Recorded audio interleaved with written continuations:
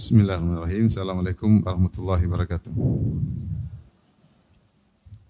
Alhamdulillahi ala ihsani wa syukrulahu ala taufiqihi wa amtinani. Asyhadu an la ilaha illallah wahdahu la syarika lahu ta'ziman li sya'ni. Wa asyhadu anna Muhammadan abduhu wa rasuluhu adda ila ridwani. Allahumma salli alaihi wa ala alihi wa ashabihi wa ikhwani.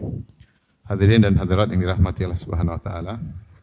Pada kesempatan kali ini kita akan membahas ayat terpanjang dalam Al-Quran, yaitu disebut dengan ayatul dain, ayat terkait dengan hutang piutang. Surat Al-Baqarah ayat 282. Ayatnya panjang, kita bacakan, kemudian kita terjemahkan, setelah itu kita jelaskan maknanya. Allah berfirman, ya ayyuhalladzina amanu idza tadayantum bidainin ila ajalin musamman faktubuh.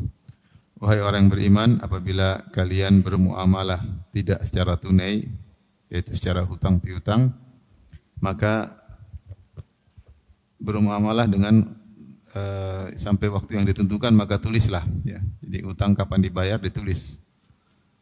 Wal yaktub bainakum katibun bil adl. Dan hendaknya salah seorang penulis di antara kalian menulis dengan keadilan, dengan benar, yaitu dicatat transaksi tersebut, kapan bayarnya dicatat, ya. Wala ya'ba katibun ay yaktuba kama 'allamahullah. Hendaknya seorang penulis jangan enggan untuk menulis catatan utang piutang tersebut sebagaimana yang telah Allah ajarkan kepadanya.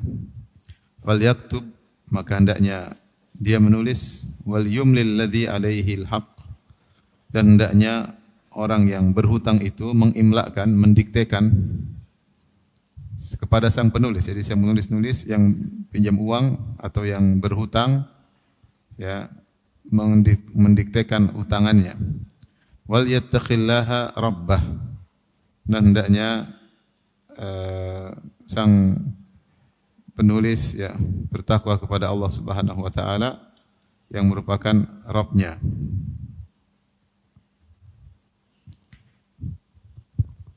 Atau yang berhutang hendaknya bertakwa kepada Allah Subhanahu wa taala yang merupakan Rabb-nya. Wala yabkhas minhu syai'a, dan jangan dia kurangi sedikit pun hak orang. Penulis ketika menulis jangan dia mengurangi hak yang memberi utangan atau hak yang berhutang.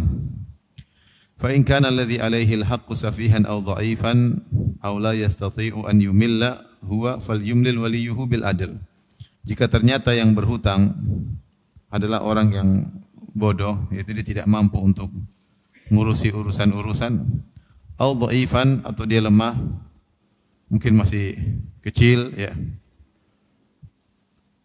masih belum dewasa, aw la yastati'u an yumil, atau dia tidak mampu untuk mendiktekan, mungkin karena bisu, ya, atau sedang sakit, atau sedang ada uzur tertentu, huwa falyumlil waliyuhu, maka pendiktean tersebut boleh dilakukan oleh walinya. Bukan yang kalau yang berhutang mau mendiktekan enggak bisa, walinya yang mendiktekan, mewakilinya. Bil adl, dia diktekan dengan adil. Wastashhidu syahidaini min rijalikum, hendaknya hadirkanlah saksi dan saksikanlah dengan dua orang saksi dari di antara lelaki kalian. Fa illam yakuna rajulaini, jadi saksi utang piutang tersebut selain ada yang nulis, ada juga saksinya.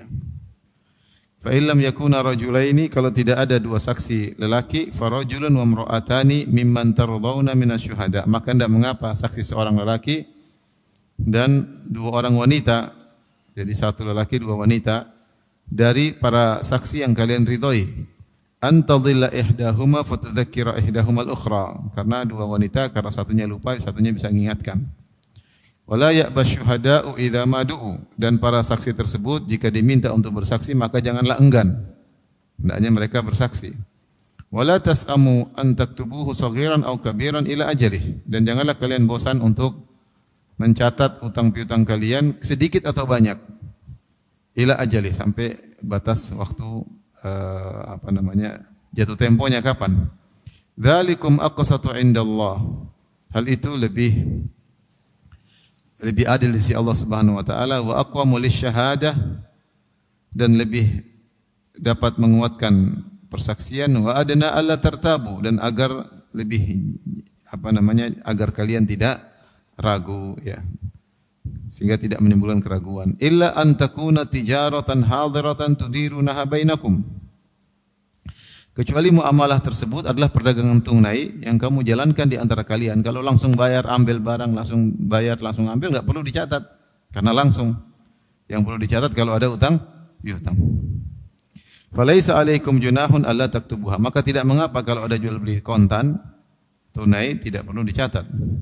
Washidu idza tabayatum, tapi perlu juga ada persaksian meskipun kontan, perlu ada persaksian supaya mencegah kalau ada keributan di kemudian hari. Wala yudharra katibun wala syahid, dan janganlah penulis memberi mudarat atau diberi mudarat, wala syahid, dan janganlah saksi diberi mudarat atau memberi mudarat.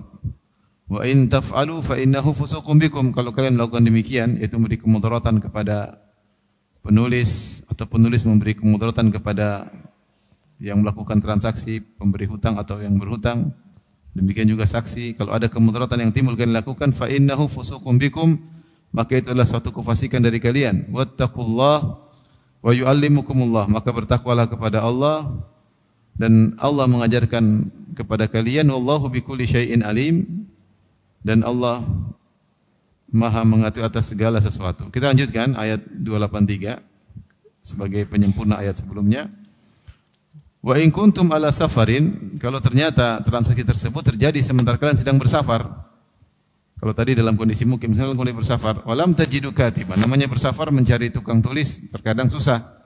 Sementara kalian mengadakan utang piutang, transaksi hutang piutang, dan kalian tidak mendapati penulis untuk menulis catatan transaksi tersebut.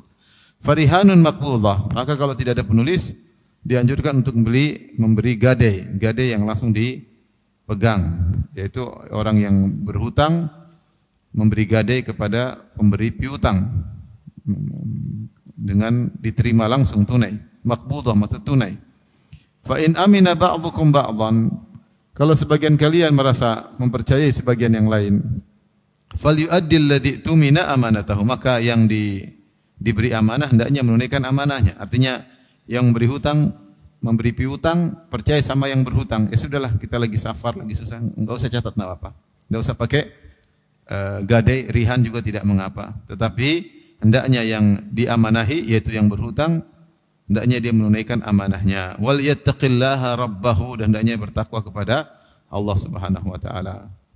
Wala taktumus syahadah, dan janganlah dia menyembunyikan persaksian. Kalau ada persaksian maka tidak boleh disembunyikan. Wa may yaktumha fa innahu athimun qalbuh, siapa yang menyembunyikan persaksian maka sungguhnya dia telah berdosa hatinya. Wallahu bima ta'maluna alim, sungguhnya Allah Maha mengetahui apa yang kalian lakukan.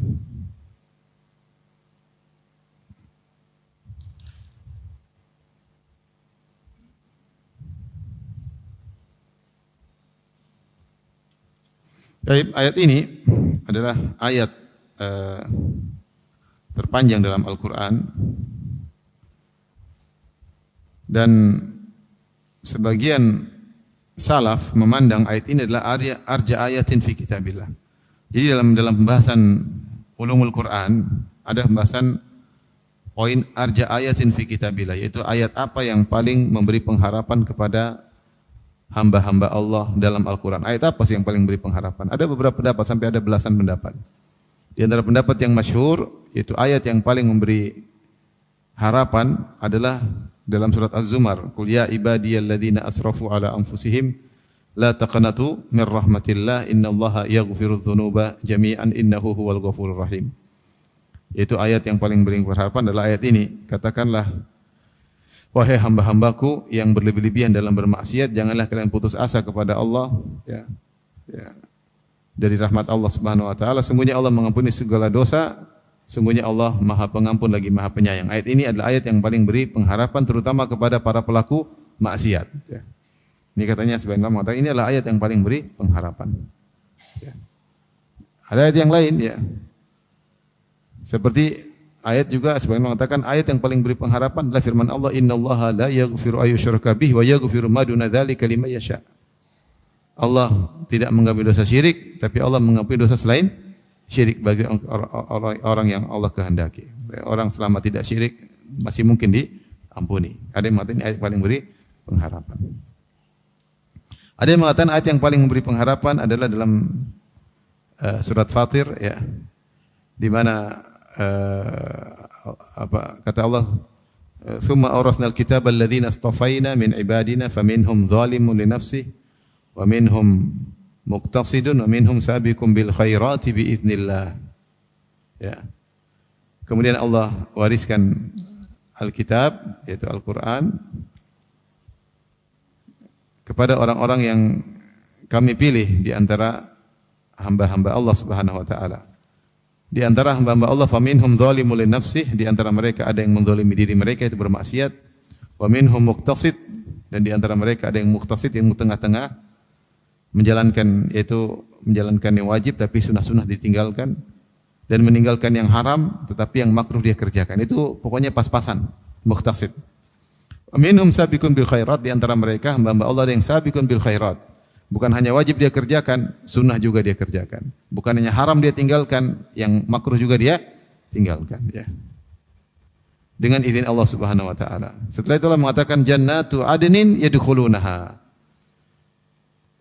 Surga Aden yang mereka masuk ke dalamnya. Di sini Allah menggunakan yadkhulunaha, Allah menggunakan wawul jamaah, yaitu maknanya kalau kita bahasakan dalam Indonesia, surga Aden yang mereka seluruhnya masuk ke dalamnya. Seluruh mereka ini mencakup 3 golongan. Golongan yang bermaksiat, golongan yang tengah-tengah, golongan yang semangat beramal saleh. Artinya ayat ini dalam surat Fatir ini menunjukkan bahwasanya pelaku maksiat juga bisa masuk apa? Surga. Artinya entah melalui proses apa, tapi insya Allah pelaku maksiat juga bisa masuk apa? Surga. Bahkan didahulukan penyebutannya karena kebanyakan yang masuk surga bukan golongan sabiqun bil khairat. Manusia yang jenis model ketiga yang berlomba-lomba dalam kebaikan tidak banyak. Manusia jenis kedua juga yang tengah-tengah juga tidak banyak. Yang banyak model pertama. Yang sering melakukan apa? Maksiat tobat. Ternyata Allah sebutkan golongan pertama di luar. Bahwasanya mereka juga masuk surga. Sebenarnya Allah mengatakan inilah ayat yang paling beri pengharapan. Ini kita pahami lah, ini ayat yang memberi pengharapan bagi para pelaku maksiat. Tapi yang paling masyhur ayat tadi, surat Az-Zumar. Asal dari rahmat Allah, sungguhnya Allah mengampuni segala dosa. Namun yang menakjubkan, sebagian salaf mengatakan ayat yang paling memberi pengharapan adalah ayat ini. Ayat tentang perintah untuk mencatat utang piutang. Tapi dari sisi mana ayat ini memberi pengharapan? Harapan apa yang Allah berikan terhadap dalam ayat ini, kandungan harapan apa yang Allah berikan pada kita? Ada yang tahu? Kalau ayat-ayat tadi yang saya sebutkan jelas, ya kan? Ayat ini apa harapannya? Dijelaskan oleh para ulama bahwasanya ayat ini kalau kita perhatikan tadi, Allah benar-benar menjaga, ya, hak milik seseorang. Sampai Allah mengatakan jika kalian utang piutang catatlah. Terus pencatat tersebut janganlah menolak kalau disuruh nyatat. Kemudian hadirkanlah apa? Saksi. Kemudian yang nyatat, yang pinjam uang dia yang catat, yang berhutang yang catat. Kemudian jangan bosan untuk mencatat. Meskipun utang kecil maupun apa? Besar. Bertakwalah kepada Allah. Jangan kurangi hak orang. Allah sebenarnya berulang-ulang dalam satu ayat itu, kata para ulama, harta yang sedikit saja Allah jaga untuk seorang mukmin, ya. Sampai Allah ulang-ulang penekanan. Suruh catat, suruh datangkan saksi, yang catat harus adil, yang catat jangan nolak kalau disuruh catat, jangan bosan untuk mencatat, saksi harus 2 lelaki, kalau tidak 2 lelaki, 1 laki-laki 2 perempuan, hendaknya bersaksi yang benar, hendaknya bertakwa kepada Allah. Dengan berulang-ulang penekanan tersebut, Allah ingin menjaga harta seorang mukmin agar tidak hilang, agar tidak jadi pertikaian sehingga ada harta yang hilang. Tapi mereka mengatakan kalau begitu ayat ini sangat memberi harapan karena harta sedikit saja Allah perhatikan, apalagi jiwa sang mukmin, sang mukmin. Apalagi dalam hadis bahwasanya Rasulullah bersabda, la zawalud dunya wa ma fiha ahwanu indallah min qatli rajulin mu'min, atau kama qala Nabi sallallahu alaihi wasallam. Hilangnya dunia dan seisinya lebih ringan di sisi Allah daripada terbunuhnya seorang mukmin. Seorang mukmin itu orang yang mulia, ya. Maka diharapkan dengan demikian Allah akan menjaga seorang mukmin, ya. Dan ini memberi rahmat, memberi harapan besar bagi seorang mukmin bahwasanya Allah akan menjaganya. Jangankan dirinya, hartanya sedikit saja Allah jaga. Ini sisi kenapa ayat ini dikatakan arja ayatin fi kitabillah, ayat yang paling beri harapan bagi kita semua, bagi kita semua orang-orang yang beriman kepada Allah. Paham? Paham tidak? Paham. Mengerti sisi pendalilannya? Mengerti ya, karena orang mukmin jiwanya lebih mulia daripada hartanya. Taib, ayat ini dibuka, ya ayat ini terkait dengan hutang piutang. Kalau kita lihat susunannya, ayat ini sebelumnya sudah kita bahas. Ada perintah untuk bersedekah, ayat tentang sedekah ya enggak sebelumnya, ya. Sungguhnya orang berinfak di jalan Allah, ya. Mathalul ladzina yunfiquna amwalahum fi sabilillah kamathali habbatin ambatat sab'a sanabil. Sudah jelaskan perumpamaan orang yang berinfak di jalan Allah seperti berlipat ganda menjadi 700 kali lipat. Allah kemudian semangati untuk berinfak, ya. Kemudian Allah larang kalau berinfak dengan riya, Allah larang kalau berinfak dengan alman wal adza. Jadi Allah motivasi untuk infak yang benar. Setelah Allah motivasi untuk infak yang benar, Allah sebutkan tentang riba. Kita suruh ayat riba kemarin, seorang alladzina ya'kulun riba la yaqumuna illa kama yaqumul ladzi yatakhabbathu syaitan minal mas. Orang yang makan riba seperti orang gila, ya. Allah sebutkan tentang bahaya riba. Setelah Allah sebut tentang bahaya riba, Allah sebut tentang ayat utang piutang. Ayat utang piutang. Artinya kalau kau mau sedekah, sedekah bagus, lebih baik. Kalau kau tidak mau sedekah, jangan riba. Kalau kau memberi hutang, boleh, jangan riba. Jangan apa? Riba. Maka Allah sebut tentang ayat utang piutang. Ini antara bentuk muamalah. Karena orang bisa sedekah, ini terbaik. Kalau enggak bisa beri utangan, itu juga baik. Yang penting jangan riba. Jangan riba. Ambil keuntungan, kalau tertunda bayar, ngambil keuntungan namanya riba. Jadi secara urutan demikian Allah urutkan dalam Al-Quran. Kemudian kita tahu bahwasanya di antara transaksi yang sering terjadi transaksi hutang pihutang. Manusia hidup rata-rata punya hutang, ya. Mungkin kalau lahir langsung jadi pangeran mungkin enggak punya hutang. Tapi terkadang raja aja punya hutang. Siapa sini yang enggak punya hutang? Ada yang enggak punya hutang? Sekarang iya ya, kemarin-kemarin sudah lewat banyak sekali. Mungkin sekarang enggak punya hutang, tapi siapa yang enggak pernah punya hutang pasti pernah punya hutang. Pasti pernah punya hutang. Paling tidak punya hutang, berhutang untuk beli mas kawin. Tapi intinya siapa sih enggak punya hutang? Semua punya hutang. Maka ayat tentang hutang ini penting karena ini transaksi yang sering terjadi. Transaksi yang sering terjadi. Taib, Allah Subhanahu wa taala membuka ayat ini dengan firman-Nya, ya ayyuhalladzina amanu, wahai orang yang beriman, idza tadayantum bidainin, jika kalian melakukan utang piutang. Allah buka dengan firman-Nya, ya ayyuhalladzina amanu, wahai orang yang beriman. Ini dalil bahwasanya orang beriman sangat mungkin melakukan utang piutang. Dan di antara yang melakukan utang piutang adalah Nabi sallallahu alaihi wasallam. Nabi punya hutang. Bahkan Nabi meninggal dalam kondisi punya hutang kepada seorang Yahudi untuk beli gandum untuk istri-istrinya dengan menggadaikan baju perangnya. Dengan menggadaikan baju perangnya. Kok Nabi bisa punya hutang sama orang Yahudi? Para ulama menyebutkan karena Nabi SAW adalah pemalu. Rasulullah SAW dalam banyak hadis disebutkan beliau lapar. Beliau diam-diam saja tidak lapor kepada sahabat. Sehingga sahabat tahu Rasulullah sedang dalam kondisi lapar. Ada yang melihat Rasulullah SAW mengikat batu di perutnya. Ada yang melihat bagaimana perut Nabi sudah cekung. Ya.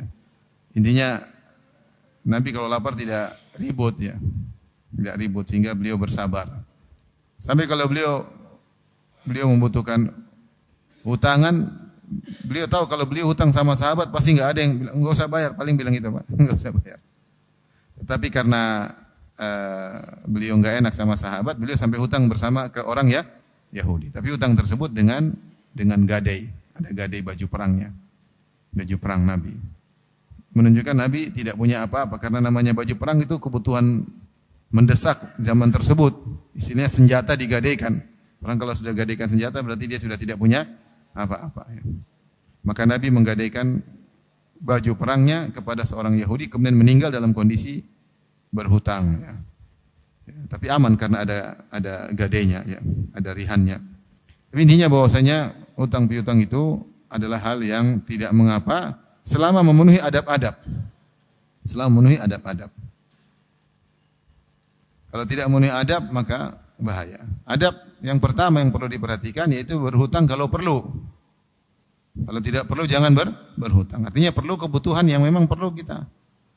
Jangan kita memaksakan diri berhutang kemudian beli hal-hal yang di luar kemampuan kita atau beli hal-hal yang tidak perlu. Berhutang kemudian beli kemewahan. Sebagian ibu-ibu maksa suaminya hutang sehingga beli perabot rumah tangga, beli ceret warna inilah, warna perak lah, warna emas lah, macam-macam sehingga rumahnya penuh dengan hiasan. Kalau orang masuk dikira museum. Saking penuh dengan apa? Banyak perhiasan ya. Enggak perlu buat apa? Utang-utang seperti itu ya. Dan Rasulullah telah bersabda, "La tukhifu anfusakum ba'da amniha." Janganlah kalian menjadikan diri kalian terjebak dalam kekhawatiran setelah tadinya sebelumnya kalian merasa aman. Setelah sebelumnya kalian merasa aman. Orang kalau tidak punya utang tentram. Tentram atau tidak tentram? Enggak punya utang nyaman, subhanallah. Enggak ada yang telepon-telepon. Enggak ada yang nagih-nagih aman. Tapi kalau sudah punya hutang, ditagih sana, malu lah, enggak nyaman. Kecuali orangnya rai gedek ya, enggak punya malu ya.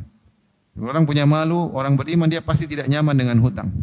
Maka Rasulullah mengatakan sallallahu alaihi wasallam, la tukhifu anfusakum ba'da amniha. Jangan kalian menjatuhkan diri kalian dalam ketidaknyamanan setelah sebelumnya kalian merasa nyaman ya. Maksudnya hutang, Terlebih lagi ketika utang tersebut ternyata terkait dengan riba, ini jadi masalah zaman sekarang ya. Orang diberikan kartu kredit jadi kepingin belanja ya. Jadi kepingin belanja, lihat sesuatu yang tidak perlu dia belanja karena dia merasa dia bisa bayar padahal itu utang. Ya. Kemudian dia tidak bisa bayar, akhirnya jadi riba, berbunga. Hidup dalam halusinasi ya, pegang kartu kredit, ingin beli macam-macam ya. Hati-hati, jangan buka pintu kita untuk berhutang ya. Orang punya harta banyak tapi kalau hutang hidup tidak tenang. Enak kita hidup secukupnya tanpa hutang lebih nyaman hidup tersebut. Kalau perlu hutang karena mendesak tidak jadi masalah. Lihat Nabi SAW berhutang karena ingin beli makanan buat istri-istrinya dalam kondisi mendesak. Ya. Intinya utang piutang itu boleh tapi harus ada adab-adabnya ya. Ingat Nabi SAW tegas terhadap orang yang berhutang. Rasulullah SAW pernah bersabda, "Yughfaru lisyahid kullu dzambihi illa ad-dain." Diampuni dosa-dosa orang yang mati syahid, seluruh dosa-dosanya diampuni kecuali hutangnya. Tidak diampuni. Bayangkan, mati syahid luar biasa. Ya, berkorban jiwa dan raga. Kalau meninggal seluruh dosanya diampuni, kecuali hutangnya enggak. Hutangnya urusan dengan di akhirat, repot. Rasulullah SAW mengatakan, nafsul mu'min mu'allaqatun bidainihi. Sungguhnya jiwa seorang mukmin tergantung dengan hutangnya. Artinya dia tidak bisa masuk surga kecuali hutangnya dilunasi. Ngeri. Sampai dalam satu hadis ketika ada seorang meninggal dunia, Rasulullah SAW diminta untuk menyolatkan. Rasulullah SAW bertanya, dia punya hutang enggak? Orang berkata tidak punya. Maka Rasulullah salatkan. Satu lagi mau disolatkan, Rasulullah tanya, punya hutang enggak? Punya. Ada enggak harta yang ditinggalkan? Ada. Oh, bisa untuk lunasi hutang. Rasulullah salatkan. Ada yang ketiga datang, Rasulullah tanya, punya hutang enggak? Punya. Ada harta ditinggalkan enggak? Enggak. Saya enggak mau salatkan. Salatkan dia. Subhanallah. Salat tidak mau salatkan gara-gara dia punya hutang 2 dinar kalau enggak salah. Akhirnya ada seorang sahabat kalau tidak salah Abu Qatadah, "Ya Rasulullah, saya yang tanggung hutangnya." Akhirnya Rasulullah SAW salatkan. Setelah itu Rasulullah bertemu dengan Abu Qatadah beberapa hari kemudian. Rasulullah bertanya, apa yang terjadi dengan 2 dinar? Ternyata belum dilunasi. Kalau sudah dilunasi, baru Rasulullah mengatakan, sekarang baru dia diinginnya. Tapi maksud saya, ini bukan perkara sepele. Maka seorang kalau meninggal dalam kondisi tidak bayar hutang, ya, maka repot di akhirat kelak. Repot di akhirat kelak. Makanya Rasulullah SAW mengatakan, "Man akhadha amwalan nas yuridu ada'aha addallahu anhu." Siapa yang mengambil harta orang, itu dia minjam misalnya, dan dia berniat untuk membayarnya, maka Allah akan mudahkan dia bayar. Dia benar-benar bertekad. Ini di antara adab orang berutang, dia berusaha kalau punya uang segera bayar, jangan tunda-tunda. Penyakit manusia kalau sudah punya utang, dia punya uang, dia enggak segera bayar. Nantilah. Akhirnya dia beli yang lain. Padahal dia mampu untuk bayar ketika itu. Ini namanya dia tidak berniat membayar. Kalau dia berniat membayar, orang pinjam uang, dia niat bayar, Allah akan buat dia bisa bayar. Bahkan kata Syekh Utsaimin rahimahullahu taala, seandainya dia tidak bisa bayar di dunia, Allah akan uruskan di akhirat kelak. Allah akan berhadapan dengan orang yang pinjamkan uang sama dia. Kenapa? Ketika dia pinjam uang, dia niat untuk apa? Membayar. Dan dia serius, makanya dia bekerja, dia sisihkan uang, dia tidak beli barang, dia harus lunasi utangnya terlebih dahulu, dia hidup sederhana untuk bisa bayar hutang. Itu namanya orang serius bayar hutang. Seandainya dia meninggal tidak mau bayar, nanti Allah ngurus. Yang jadi masalah ketika dia ngambil uang orang, dia gampangin. Dia tidak bayar, santai-santai aja, udah punya uang, nantilah. Meninggal repot. Makanya Nabi mengatakan, "Wa man akhadha amwalan nas yuridu itlafaha atlafahullah." Siapa yang mengambil harta orang dan yang dia tidak mengembalikannya, maka Allah akan hancurkan dia. Ya, hancurkan dia di dunia, kalau tidak di dunia maka di akhirat. Maka perkara hutang ini perkara yang sangat berbahaya, ya. Sungguhnya orang yang meminjamkan uang kepada kita orang sangat baik. Zaman sekarang ini semua orang pegang uang, apalagi habis pandemi. Pegang uang. Kalau ada yang minjamkan uang sama kita itu orang baik. Hal jazaul ihsan illal ihsan, dia sudah berbuat baik, kita balas dengan kebaikan, bayar pada waktunya. Bukan malah kita balas air sudeng air tuba. Dia sudah berbuat baik sama kita, kita malah kurang ngajar, tidak bayar hutang, kejar kabur-kabur ke sana kemari, sampai dia akhirnya ngemis-ngemis sama kita, subhanallah. Sebagian pemberi hutang ngemis sama yang berhutang, bayar dong, kasihan dong, bayar dong. Saya enggak ada uang, malah dimarah-marahin. Maka ini jadi masalah, ya. Banyak orang berhutang tidak tahu diri. Akhirnya adab memberi utang ini akhirnya mulai hilang. Kenapa mulai hilang? Karena banyak orang punya uang tidak tahu diri, sehingga yang meminjamkan uang juga ragu-ragu.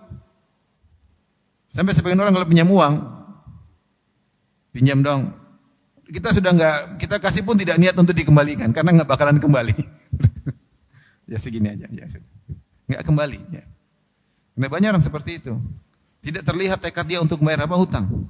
Yang paling sering terjadi, orang sudah pinjam uang, dia punya uang tapi dia tidak segera bayar, dia masih kepingin lagi yang lain.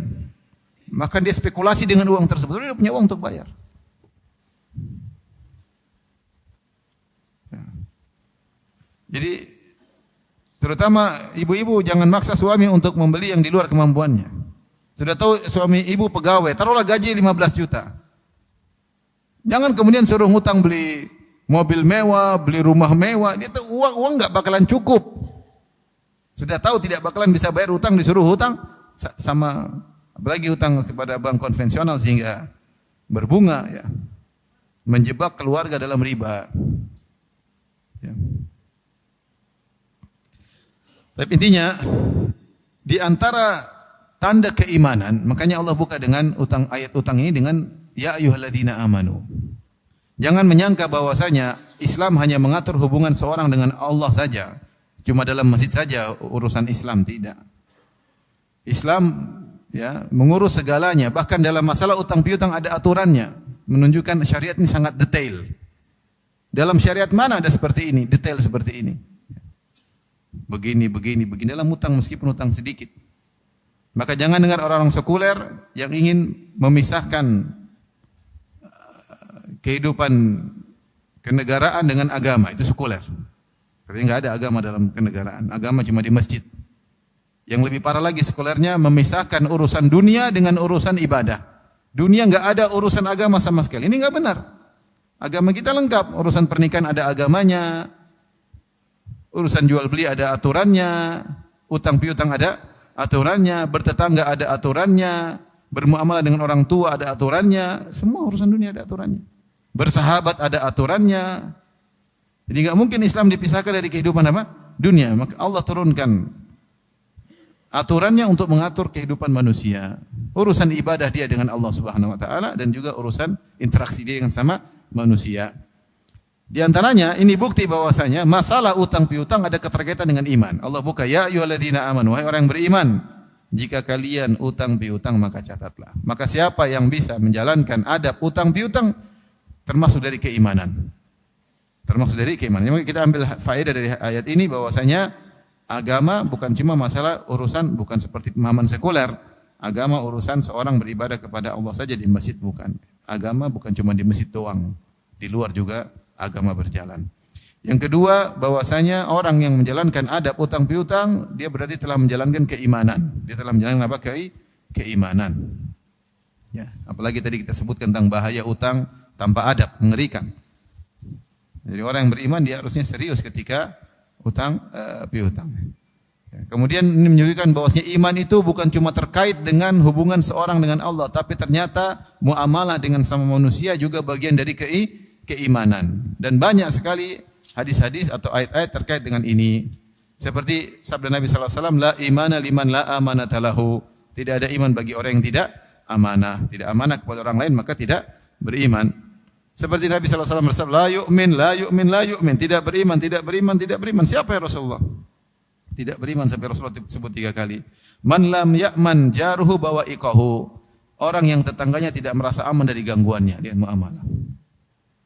Jadi jangan disangka namanya iman cuma baca Quran, cuma sholat, cuma puasa. Interaksi kita dengan sesama juga terkait dengan keimanan.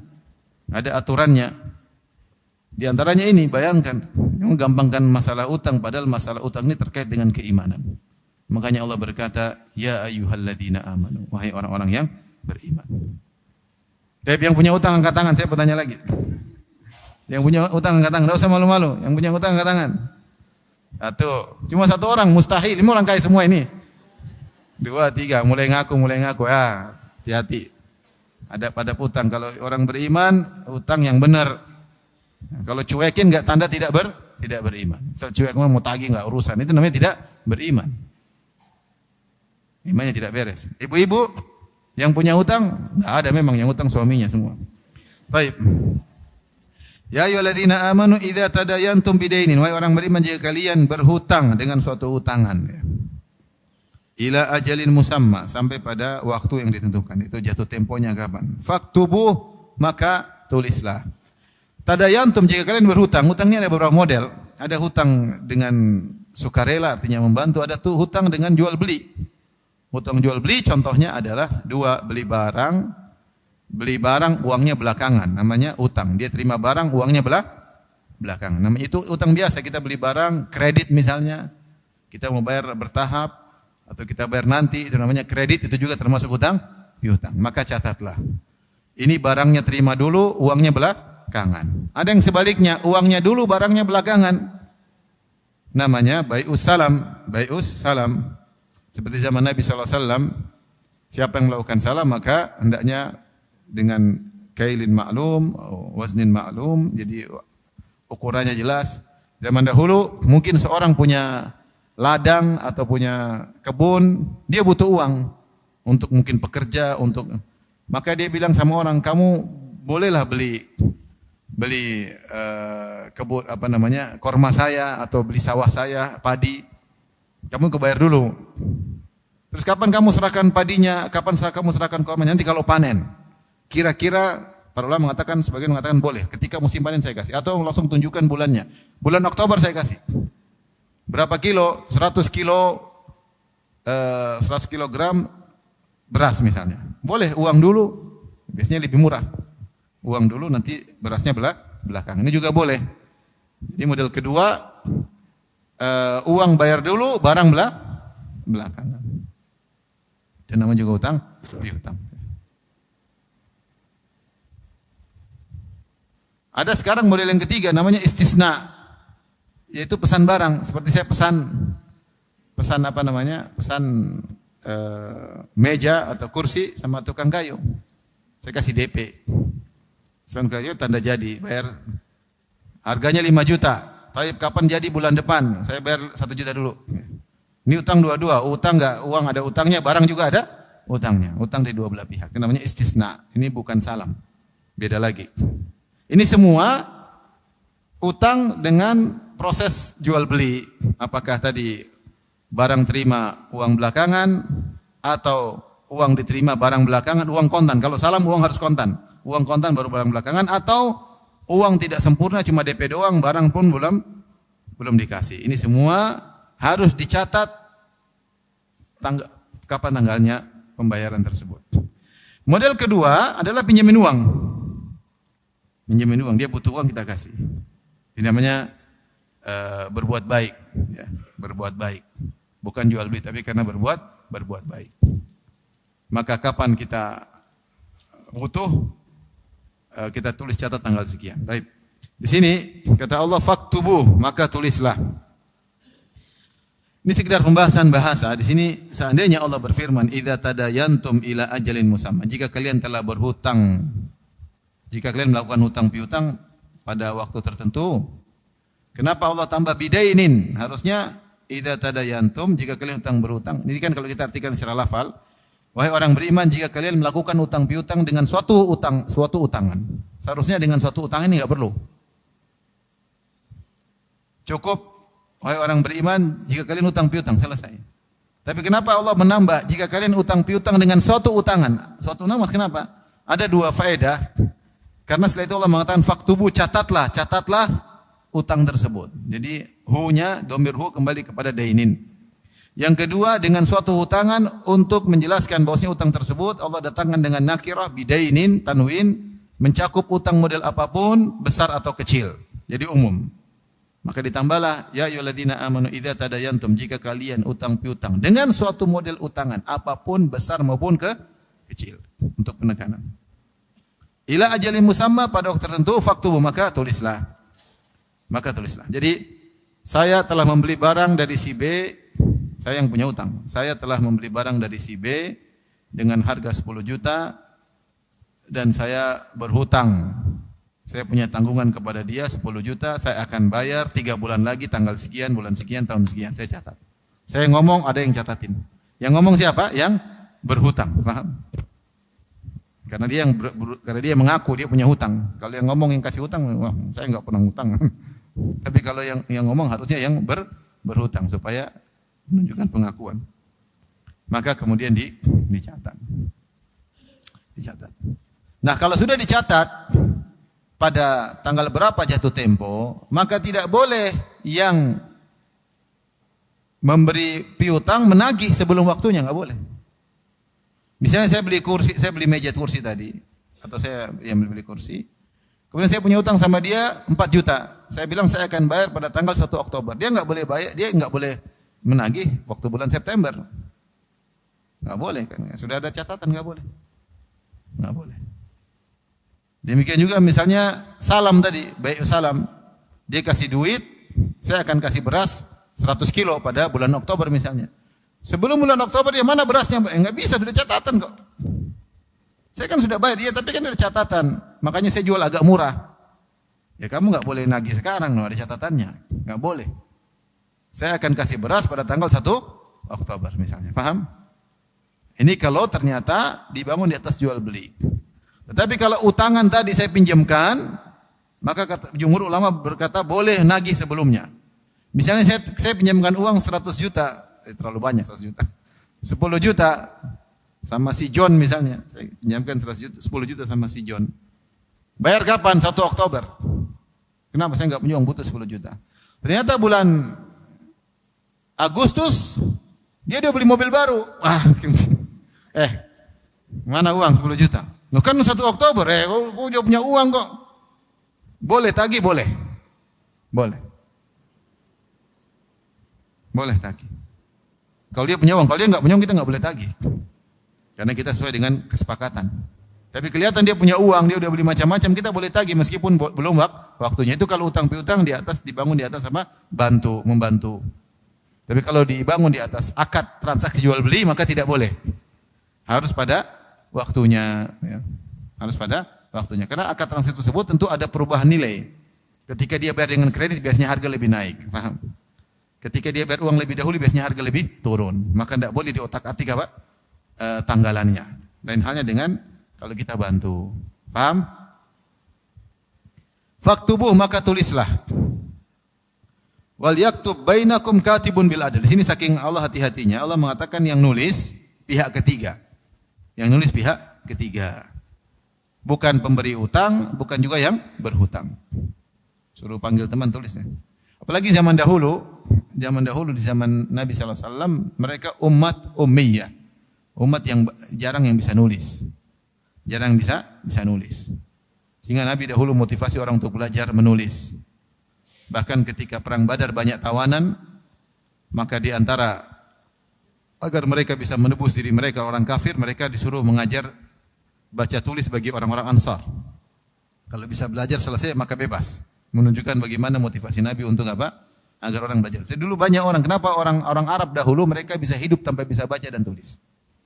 Mereka menjalani kehidupan mereka tanpa bisa baca dan tulis. Mereka hafalan kuat, mereka paham tidak perlu bisa baca, tidak bisa tulis, mereka bisa menjalankan apa?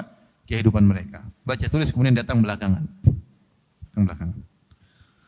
Taib. Kata Allah, wal yaktub bainakum, tulislah. Ini lamul amr, perintah. Wal yaktub, yaitu hendaknya ada seorang penulis yang adil yang menulis di antara kalian. Menulis dengan keadilan. Artinya tidak nulis sembarangan. Dan ketika sang penulis diperintahkan untuk menulis dengan adil, maka dia sendiri harus adil. Kalau dia tidak adil, bagaimana dia bisa menulis dengan keadilan? Maka disebutkan penulis punya syarat-syarat. Dia harus ngerti menulis, dia harus adil, bertakwa, dia harus menjaga kehormatannya, bukan pelaku dosa besar. Para ulama menulis tentang syarat-syarat katibul adil. Katibul adil. Penulis zaman sekarang sebut apa? Notaris ya. Penulis mesin namanya apa? Notaris ya. Kalau penjahat notarisnya enggak boleh tulis. Harus yang bertakwa, yang adil, tidak melakukan dosa besar ya, dan lain-lain. Baik.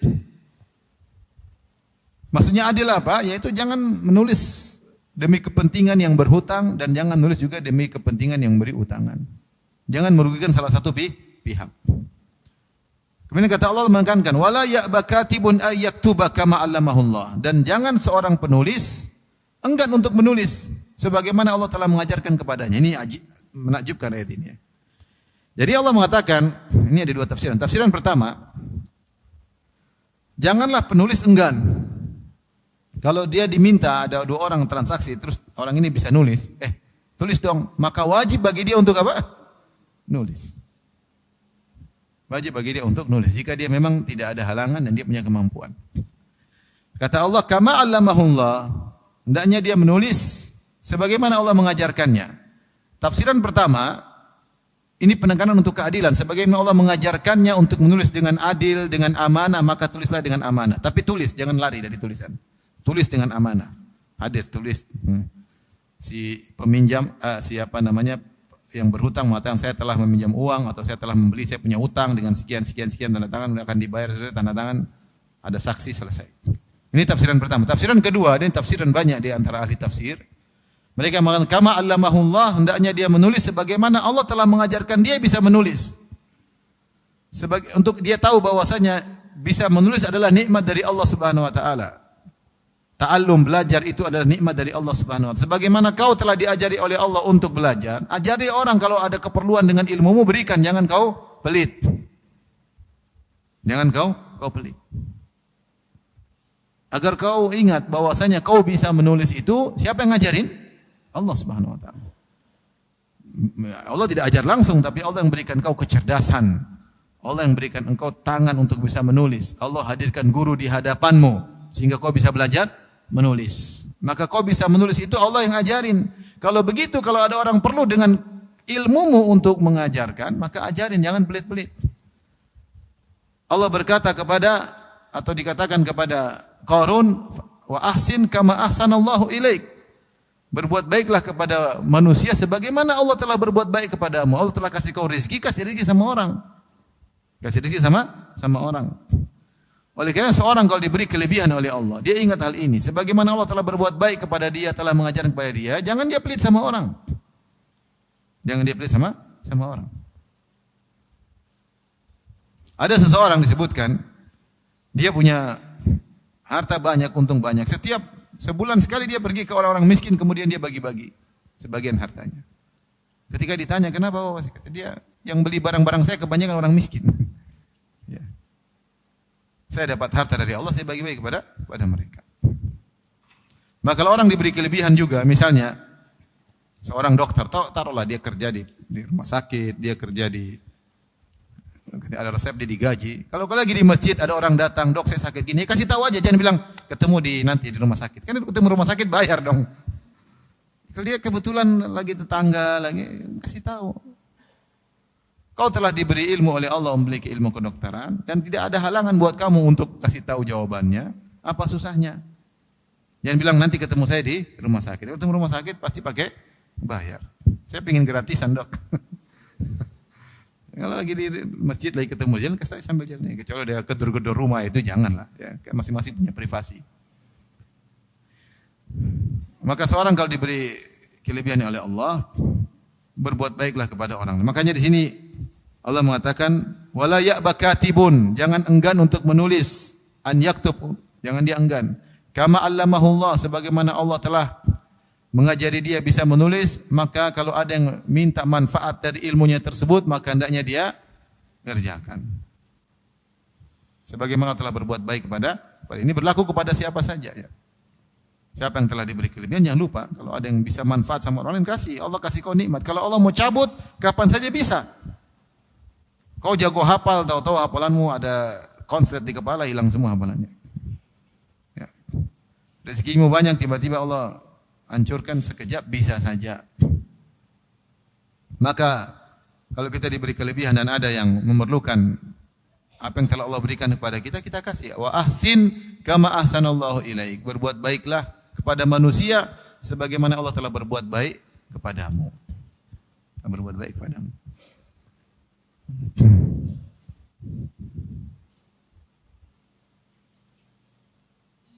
Kemudian kata Allah Subhanahu wa taala, "Falyaktub wal yumlil ladzi 'alaihil haqq." Maka hendaknya dia nulis, dan yang berhutang hendaknya mendiktekan. Saya telah berhutang kepada si fulan dengan jumlah sekian. Kenapa yang berhutang yang mendiktekan? Karena dia yang mengakui. Kemudian yang tanda tangan. Ya, saya si fulan dengan nama ini mengaku begini. Dia yang mendiktekan. Karena kalau yang mendiktekan adalah yang kasih utang, ya bisa jadi dia nambah-nambahin atau nanti ditolak sama yang berhutang. Enggak, itu cuma pengakuan dia saja.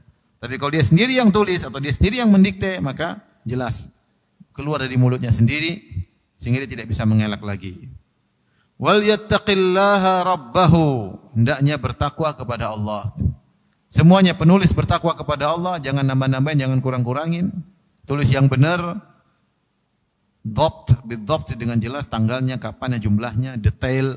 Bidabt dengan detail, kapan bayarnya, si fulan siapa. Ya. Sifat-sifatnya, kalau dia memang ada jual beli tersebut, sifat-sifatnya, sifat begini, sifat kalau misalnya utang, misalnya akan bayar dengan uang dolar, sekian jelas uangnya uang dolar misalnya. Atau saya akan memberikan barang kepada dia dengan sifat jelas semua detail. Ketika dia tulis, dia bertakwa kepada Allah. Agar dia tahu bahwasanya ketika dia menulis dengan benar, dia sedang beribadah kepada Allah Subhanahu wa ta'ala. Sehingga dia perlu takwa. Demikian juga yang mengimlakkan, mendiktekan hutang dia, yang berhutang tadi, dia bertakwa kepada Allah. Karena apa yang dia lakukan ini adalah bentuk ibadah kepada Allah yang suruh untuk catat. Wal yattaqillaha rabbahu, sudah ditulis Allah tutup lagi dengan rabbahu, Rabbnya. Kenapa diakhiri dengan Rabbnya? Allah yang diibadahi. Allah artinya makhluk yang diibadahi. Rabb artinya pengatur alam semesta yang menjalankan segala kejadian disebut dengan Ar-Rabb. Artinya hati-hati kalau kau tidak bertakwa, kau tidak jujur, akan ada balasan. Dan sebaliknya kalau kau jujur, tidak nambah-nambahin, tidak kurang-kurangin, maka Allah juga akan berikan kebaikan kepadamu karena dia adalah Rabb, sang pengatur alam semesta. Hati-hati. Ini mengerikan orang kalau muamalah kadang-kadang ngawur, bohong sana, bohong sini. Dia tidak menyangka akan ada balasan belakangan. Makanya saya selalu ingat keberkahan itu penting. Enggak mesti banyak-banyak. Karena orang udah untung banyak tutup mata. Untung banyak tutup mata. Udah terbayang untungnya sekian-sekian tutup mata. Dia tidak tahu bahwasanya ada keberkahan. Kalau dia untung banyak, tidak ada berkah akan habis cepat atau lambat. Dengan cara Allah, Allah yang tahu bagaimana caranya. Kalau enggak dia akan dapat siksaan di akhirat. Maka yang penting itu berkah. Halal kerjakan, enggak halal tinggalkan. Insya Allah ada halal yang lain. Ya. Ada halal yang lain. Ya. Maka bertakwalah kepada Allah dalam masalah ini. Dalam hutang piutang juga harus bertakwa kepada Allah. Wala yabkhas minhu syai'a, dan jangan dia kurangi sedikit pun dari utangnya. Ya. Yang dia bilang utang saya harusnya $100, dia bilang $99. Enggak boleh. Dia harus jujur ketika dia mendiktekan utang dia. Kemudian Allah jelaskan, fa in kana alladhi alaihi al-haqqu safihan aw dha'ifan. Dan jika ternyata yang berutang tersebut dia orang bodoh, tapi tidak mampu, dia beli barang tapi dia enggak mampu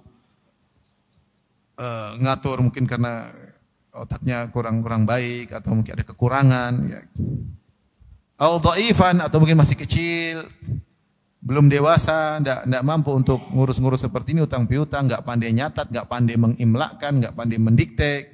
Aw la yastati, atau dia mungkin dewasa, dia mampu tapi ada halangan, la yastanyumil, dia tidak mampu untuk mendiktekan.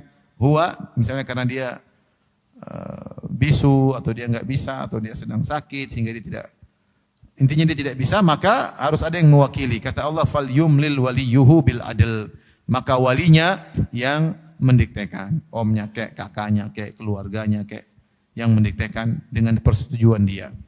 Dengan persetujuan dia mewakili sehingga catat utang piutang tetap berjalan. Bukan cuma di situ, ternyata Allah suruh mengambil saksi. Kata Allah, wastashhidu syahidaini min rijalikum. Ada catatan, ada saksi. Ada saksi. Dan 2 orang saksi. Fa illam min rijalikum, maksudnya dari orang-orang beriman di antara kalian. Orang beriman di antara kalian. Tentunya saksi juga ada syarat-syaratnya. Ya, bukan pendusta, bukan pelaku dosa besar. Orang jaga muru'ah, jaga kesopanan, kemudian dia intinya adil. Fa illam yakuna rajulaini, kalau tidak ada 2 orang menjadi saksi, fa rajulun wa imra'atani mimman tardawna minasyuhada, maka enggak apa-apa saksi 1 orang laki-laki, 2 orang perempuan. Ini tentu secara umum wanita sering lupa untuk urusan-urusan seperti ini, ya. Mereka diberi kelebihan oleh Allah untuk di rumah ngurus anak, mereka urus dapur, mereka detail. Tapi utang piutang terkadang mereka lupa. Ini secara umum, bukan berarti semua wanita seperti itu. Sebagian wanita ternyata lebih detail daripada laki-laki. Bahkan terlalu detail kadang-kadang. Mimman tardawna minasyuhada, kenapa 2 wanita 1 laki-laki? Antadhilla ihdahuma, kalau satunya lupa, fatudzakkira ihdahumal ukhra, yang satu bisa mengingatkan. Khawatir ada kelupaan. Intinya utang piutang tersebut bukan cuma perlu pencatat saja, bahkan harus ada saksi. Kemudian Allah menekankan lagi, wala ya'bas syuhada'u idza madu'u. Dan para saksi janganlah enggan jika diminta untuk menjadi saksi. Dia ingat ini ibadah. Menjadi saksi atas utang piutang orang adalah apa? Ibadah. Maka dia jadi saksi. Allah berfirman setelah itu, wala tas'amu an taktubu saghiran aw kabiran ila ajalih. Dan jangan bosan kalian mencatat. Cuma utang sedikit, catat enggak apa. Ibadah kepada Allah. Ini semua karena kasih sayang Allah kepada kita, agar tidak terjadi perdebatan di kemudian hari. Betapa banyak 2 kawan yang sangat dekat akhirnya ribut setelah itu gara-gara masalah begini. Ribut setelah itu masalah uang, itu luar biasa. Manusia lemah di hadapan uang. Allah mengatakan wa tuhibbunal mala hubban jamma. Kalian mencintai harta dengan kecintaan yang dalam. Wa innahu li hubbil khairi lasyadid. Kata Allah, manusia itu sangat cinta kepada khair, maksudnya harta. Betapa banyak gara-gara harta terjadi pertikaian. Sahabat dulu sangat dekat kemudian ribut. Ini banyak, bukan sekali 2 kali, banyak. Bukan cuma orang awam, orang ngaji pun ribut gara-gara masalah uang. Udah masalah uang repot. Di antara sebab utama tidak ada akad di awal jelas. Itu banyak terjadi. Banyak terjadi akad tidak jelas. Tidak jelas. Namanya manusia, dia kalau tidak ada akadnya jelas dia mulai meraba-raba, ya. Ada kawan saya, ini kisah nyata ya, kawan saya. Dia membantu seorang lain, seorang berilmu, dia bantu. Seorang ustadz lah, gampangannya. dia bantu, dia kasih modal banyak, orang berilmu modalnya sedikit. Ketika dia ngomong, kita kerja ini ya, nanti keuntungannya kita untuk sedekah. Ustaznya bilang oke, niat baik, apalagi ustaz kan. Berjalan pekerjaan tersebut, uang untung banyak. Tapi kawan saya ini terlalu banyak kasih apa? Sedekah. Setelah beberapa tahun, ustaz itu datang, minta berhenti pekerjaan, enggak ada lagi, kita sampai sini saja. Teman saya bingung, kenapa? Ini untung banyak. Kok dia malah minta berhenti? Padahal yang modalin kebanyakan apa? Teman saya. Akhirnya punya usut, ditanya, akhirnya dia ngaku, itu si fulan terlalu banyak sedekahnya. Akhirnya saya bilang, kau salah. Harusnya kau sejak awal bikin akad. Kita kalau untung sedekah sekian persen. Ketika kau tidak tulis sekian persennya berapa, kau sedekah seenaknya. Ini dia kerja setengah mati, dia merasa untungnya apa? Sedikit. Ya mungkin kebutuhan dia banyak. Ya, teman saya mungkin husnudzon, namanya ustaz suka sedekah. Tidak semua ustaz suka apa? Sedekah, karena kebutuhan macam-macam. Jadi yang salah kau, saya bilang kau yang salah. Ini akhirnya ribut sekarang. Ribut karena satu merasa keuntungannya berkurang. Karena satunya terlalu banyak apa? Ini contoh niat baik tapi tidak ditulis, tidak ada akad. Seandainya ditulis jelas untung sekian, sedekah sekian, dia tidak ada iblis goda-goda. Tapi kalau pertama ya, lama-lama kebutuhan dia banyak kok sedekah melulu sih ya. Akhirnya jengkel, dipendam-pendam, akhirnya ribut. Seperti itu, utang piutang demikian, nanti utang tidak dicatat, utangmu sekian, enggak, bukan sekian kok. Kamu utang 1 miliar, enggak, cuma 200 juta kok. Aduh repot, 800 juta bedanya. Enggak ada catatan, repot. Akhirnya ribut. Bisnis juga demikian, ada ketidakjelasan. Makanya untuk pertama supaya mencegah terjadi keributan, catat semuanya. Manusia itu lemah di hadapan uang.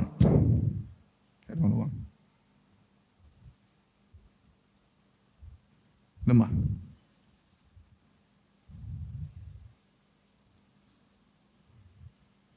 Masa kita bicara orang-orang luar, orang banyak aja sekarang. Nggak usah jauh-jauh, hajian, visa-visa yang melanggar tetap dikerjain. Kalau udah lihat duit, tutup mata. Ini visa nggak boleh semua melanggar, nggak apa-apa. Mau visa korupsi, mau visa ini nggak peduli. Yang penting, seandainya orang sunnah kadang-kadang yang ngerjain.